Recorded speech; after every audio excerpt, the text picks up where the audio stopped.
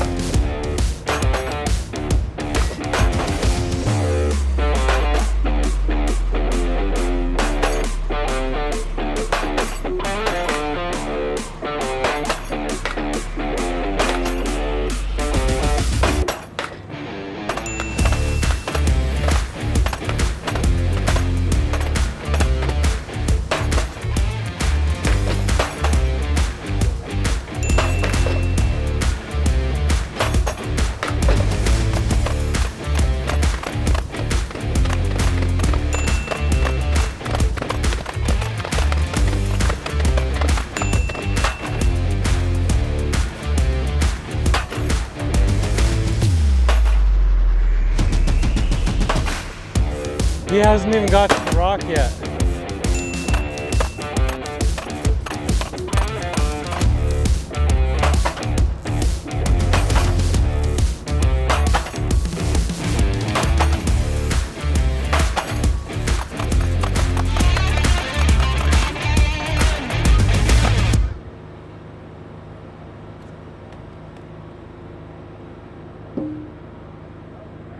You know how sometimes you do things and you don't know what to expect, and then you have to, I already know what you're gonna say. It wasn't a fair shake, that post wasn't as good, so we already know we're gonna do it again. We're gonna drive another post. Do you have a feeling about one of these posts? I'm gonna let you pick the one of your choice. Here's another thing.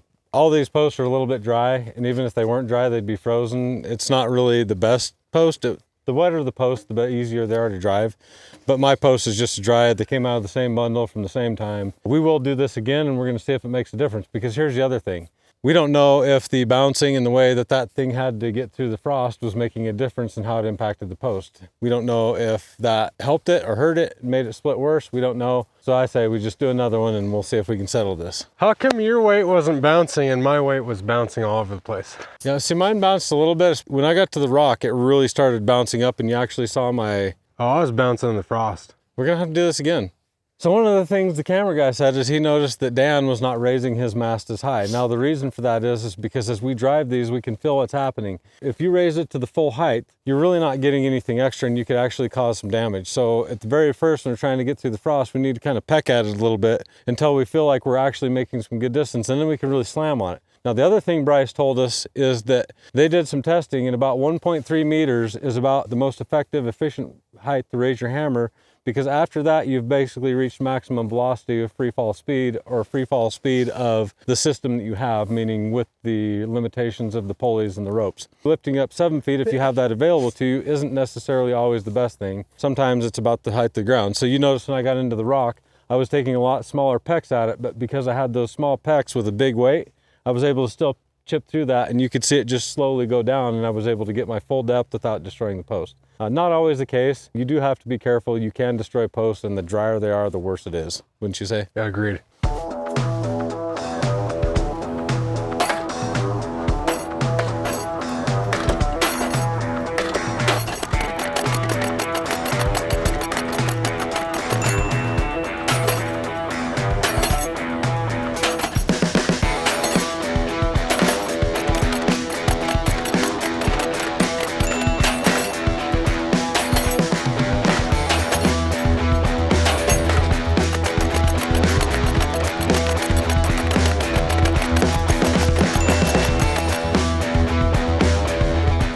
Hey, get this thing out of here. Let me see if I can drive it. How about that? Hey, listen, I tried. Don't give me grief. I tried.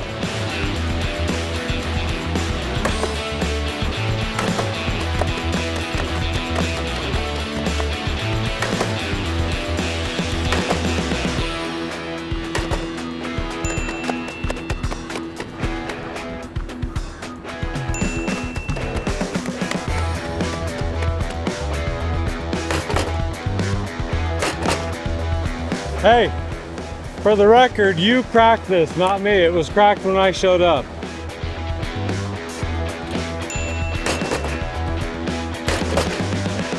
Did we get it? Did we get it? We're good? We're good? We're good?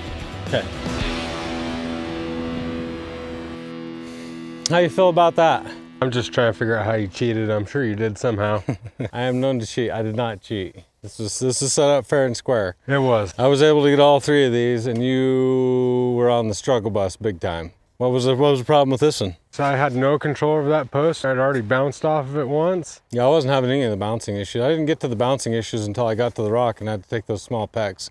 And for the record, this post is chipped out, but when I came over here and started driving it, this is already fractured, and I just made it worse when I hit the rock. That's the most violent part of this, is you hit that solid rock underneath all this frozen ground. Now, another thing I'll say is, this one's pretty plumb. Yeah, this one's decent. I had a problem with these. So they were plumb right up until I hit the rock, and then when I had to take the small pecks, I really have no control over it because I can't just push on the post because the top's already tight. It's locked in frozen ground. And if I pushed on this post, all I'm gonna do is break the post. Comes to a point where you get it as plumb as you can, and then you have to make corrections, which is why driving in the winter gets a little bit tricky, because in the summertime we can push this post over and the ground will flex and I can get that post plumb again and pack it back in there. But when you run into cases like this, there's not a whole lot I can do without just absolutely snapping the post off. Same thing happened to this, and I got a lean in it. I was able to do it this way. It was the other way. I can push on post really good. Pulling on post becomes very difficult because you're pulling with this spike, and then leaning post can be very difficult. If I stuck it in the crook of my drive cap here, I might have a little bit more control, but then I lose the spike, which helps hold it in place. So it's kind of a catch-22. That's basically, as you're driving these, you've got to figure all that stuff out and kind of find the correct balance for your operation. But I think very clearly, I had no problems getting to 3 feet, driving through frozen ground, getting into the rocky layer under here, and still just going to town. I'm a little bit curious if I could get one of these posts to 4 feet, honestly. Then the other thing is what do you think? Do you think the weight matters, or do you think we're just losing too much friction in the ropes? What do you think the problem is? I don't think the weight matters, because as sloppy as the weight drops, it starts bouncing all over the place, and once it starts doing that, then I start shelling out my post. Yeah, I don't know. What do you think? It's gonna be up to you guys. What do you think? Do we really have to revisit this and add the weight to this and test it again? I guess you're gonna tell us, and then even then, it's gonna be even more froze then. We might have to break out rock spikes. Case closed, is my opinion, but I mean, my opinion is mute. It doesn't sound very mute, I can hear you. I think the word is moot. Moot? It's a moot point. It's a moot. Not mute point. It's moot. We're speaking a little Dananese over here. Do you think we should try and drive this to 4 feet before we get out of here? Yes. I mean, we haven't destroyed anything fully. Let's see if we can get this to 4 feet without driving. I'm gonna try on this, and this one's still in good shape. We might be able to get it to 4 feet. Let's do it. Okay.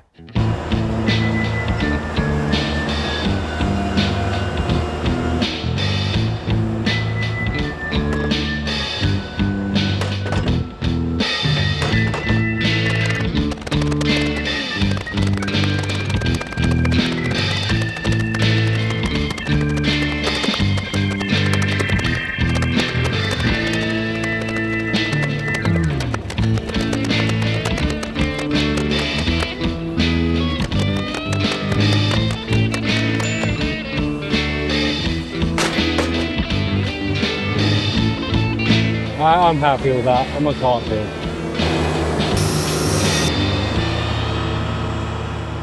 Don't beat us up too much on the plumb, because this wasn't about being plumb at this point. It was just to show the force and how much, like, this ground under here is extremely hard. And we can pound that 10-inch bomb all the way down in it, which we've done in other videos. And if you want to see those videos, check out that one right over there, where we use this Bryce-Suma to drive what is called a bomb, so you can punch holes so you don't have any spoils to remove. But anyhow, this is just to show the force and the fact that I was able to continue beating on this without destroying the post. Now, this is not ideal, and this isn't the way we'd install fence, but just to give you an idea of the power behind the machine. I didn't think you were going to get it. I didn't think I was going to get it either. I thought it stalled there for a second. I thought I was going to blow up the post or something before I got it. So I was much more worried about getting it to 4 feet than making sure it was plumb, since this is just a test. This one's pretty good this way, a little bit off face to face. Yeah, we talked about these. These are off. I couldn't control it as much side to side. And when you hit the rock, they were perfect before I hit the rock, and even at the start of the rock. Then they start steering because I'll hit a rock. That chisel point really doesn't do us a whole lot of good at that point. It actually hurts us. And that's why you're probably seeing these posts move, because it'll hit on a rock and it'll slide rather than adjusting, which sucks. Dude, like I knew my little post driver could do good, but I didn't even know it could do that good. So proud of my little post driver. And if you need a little post driver like this one's available, but it won't be available for long, because guess what? All the people watching this video are gonna be like, dude, bro, I need a little post driver like that. Don't fret, friend. We can get more. Yeah, we can get more. We got 2 more coming, probably spring. Wait, just 2? These things cost money, Dan. Oh, is that it? Yeah, and because we don't take big deposits from everybody, we front the money until they sell. So that's another big plus. That way you're not sitting for 4 years without any of your money or any of your machines. Another huge plus. If you want to order one of these special, it's $2,500. That's it? That's it. Not 50%, not 70,000, not 130,000. It's $2,500, because you know what? We want to do things a little differently. We know how that doesn't work out. Where can they go to get one of these? Yeah, just visit the e-commerce store. It's swifence.com. And if you'd like us to help you build a business, we're in the franchising business now too, and we're pretty excited about that. We're going to see just what that post had to go through, which is the real champion of this video, because 4 feet in the ground and it didn't even blow up.